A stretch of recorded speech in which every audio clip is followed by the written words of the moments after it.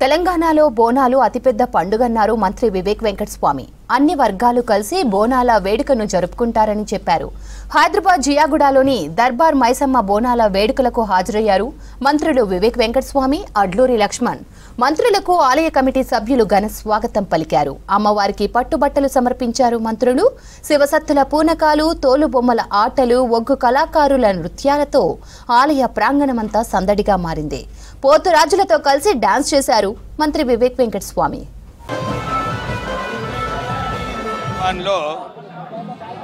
బోనాల పండుగ మా నాన్నగారు కాకా వెంకటస్వామి గారు, అప్పుడు రాజు ఉస్తాద్ గారు ఎప్పుడు కూడా పిలిచేవారు.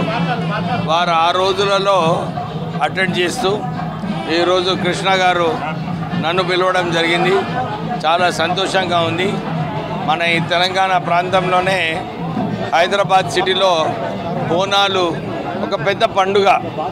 అందరూ కూడా అన్ని కులాల వారు కూడా కలిసి మెలిసి ఈ బోనాలు జరుపుకుంటూ అమ్మవారిని మొక్కి మన ఏదైతే మన అవసరాలు ఉన్నాయో ఇవన్నీ కూడా మన అమ్మగారికి మొక్కి ఈ పండుగను ఏదైతే చేసుకుంటారో అందరికీ కూడా బోనాల పండుగ శుభాకాంక్షలు చెప్తూ ఇది ఒక మంచి కార్యక్రమము. దీన్ని అందరూ కూడా విజయవంతం చేయాలని కోరుతున్నాం. తెలంగాణలో బోనాలు అతిపెద్ద పండుగన్నారు మంత్రి వివేక్ వెంకటస్వామి. అన్ని వర్గాలు కలిసి బోనాల వేడుకను జరుపుకుంటారని చెప్పారు.